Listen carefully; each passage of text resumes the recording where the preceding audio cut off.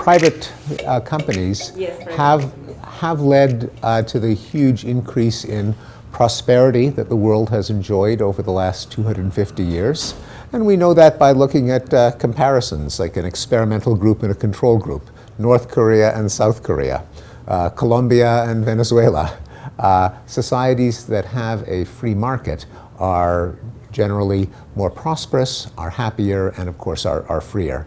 But just as with freedom among individuals, where our lives are not completely controlled by the government, but we also have a responsibility to each other not to try to get away with exactly what we can, what the law will not punish. I think that's true of corporations as well. Companies have more than just a responsibility to maximize the profit to their shareholders. They have a responsibility to their employees. They have a responsibility to the country in which they work. They have a responsibility to the planet. These are not incompatible. Sometimes there have to be government regulations that make all companies act in the interests of the society as a whole. Because if it's just a question of conscience, one company might say, okay, well, I won't pollute, but then if all their competitors pollute, their products will be more expensive, they'll go out of business. So you do need rules that apply sometimes to all companies, and that's where government plays an important role, and in protection of workers and in other aspects of well-being. But together with regulations from government, there also just has to be a conscience, a sense of responsibility of companies, that they are citizens and that they are acting for the good of the world as a whole.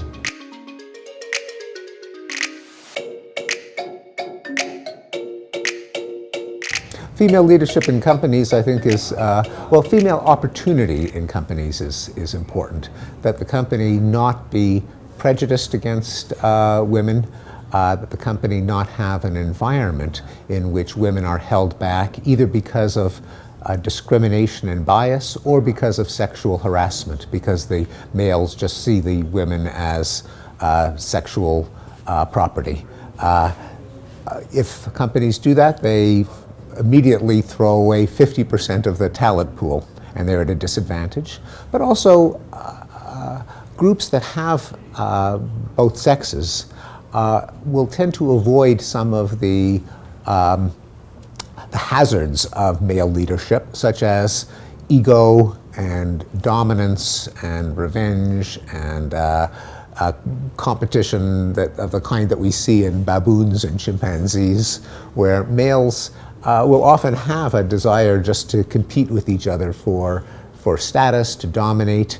I think women do as well, but less than men, and a culture that is not male-dominated is less likely to fall into the trap of ego competition. And one often hears, I mean, as a professor in academic departments, I sometimes hear my female colleagues talk about a male colleague, and they'll say, oh, he's just trying for that male dominance thing, where ego is much more important than the success of the mission. And I think that leadership that is not male dominated is less likely to fall into that trap.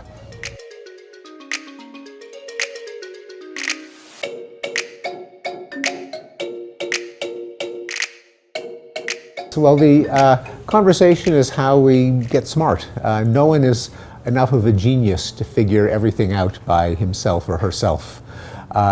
Humans achieve great things, great institutions, great works of culture, great inventions, great scientific discoveries, because we have language. Because it's not just my brain, but it's my brain and your brain and her brain, and we exchange the best of our ideas. That's why you never have a solitary genius who figures it all out by himself or herself. Conversation is also what allows us to be social, to cooperate, to care about each other. We get inside each other's heads and we know what the other person is thinking, partly by looking at their facial expressions, because we laugh and we frown and we smile, but also because we explain to each other what we're thinking, what what challenges we face, what tragedies we've been through, what hopes we have, and it's very much conversation and language that makes us a social species.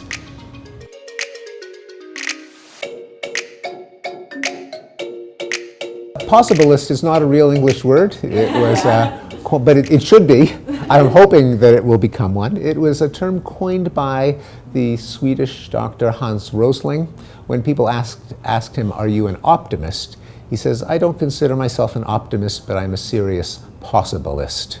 And I would agree with that. I stole the word from him because no one should be a prophet and say, "I just see things are going to get better," because no one knows. We don't have a crystal ball. No one can see into the future. What happens in the future depends on what we do now. However, what we do now depends on what we can anticipate. Do we think that it's even possible that we'll solve problems? If we think it's hopeless, there's no solution, resistance is futile, then we may as well say, well, let's just enjoy ourselves now and let our grandchildren worry about it. But if we look to the recent history and we see, well, our grandparents had problems. They had a world that had fought a world war. They had atomic testing in the atmosphere that spread radioactivity. They had the danger that whales would go extinct and tigers would go extinct. They had pollution in cities that was so thick that people were dropping like flies and being taken to the hospital because of poisoning from air pollution. They had dictatorships all over the world. Did they give up? Did they think it was hopeless? Well, no, they tried different solutions. They were not dreamers, they were not romantics, but they were problem solvers. And they succeeded, not completely, but partly. The knowledge that it is possible is what gives us the courage, the energy to try to solve the problems we face today.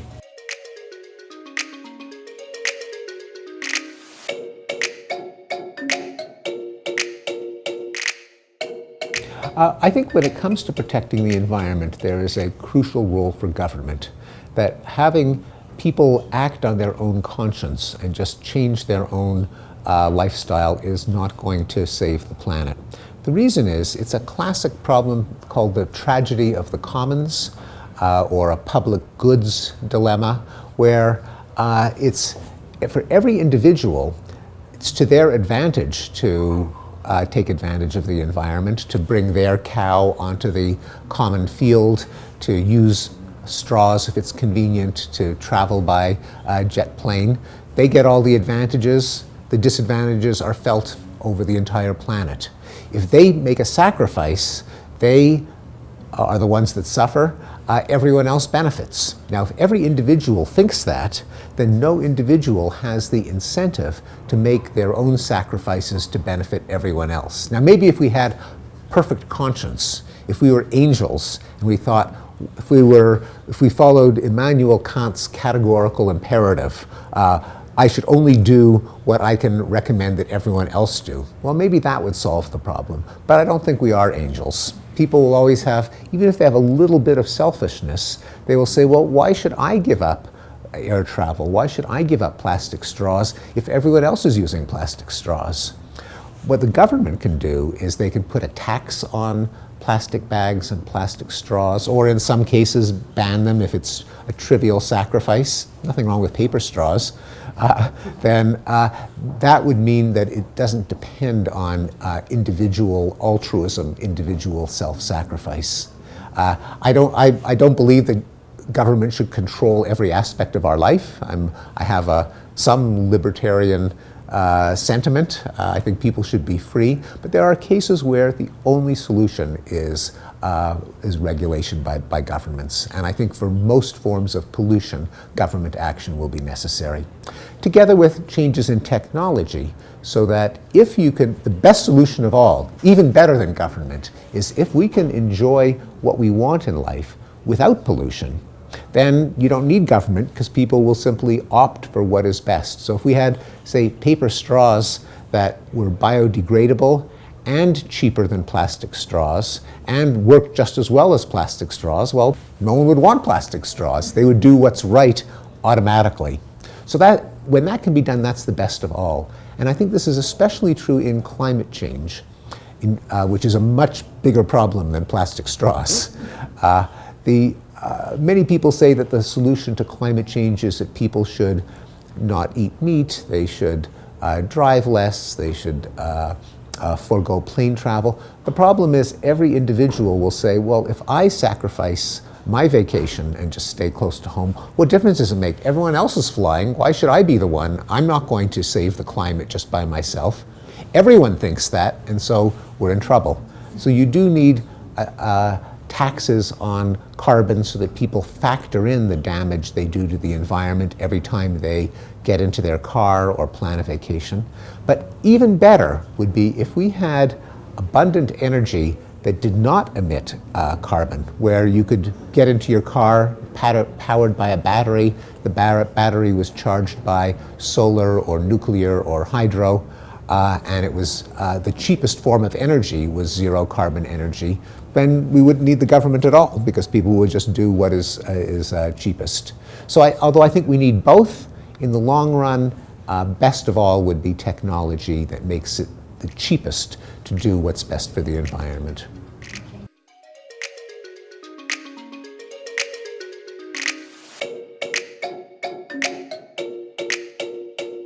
Well, I think we have to identify the damage and figure out how we can contaminate the environment less, and also undo the contamination that has already taken place. Do I know for sure that we can do it?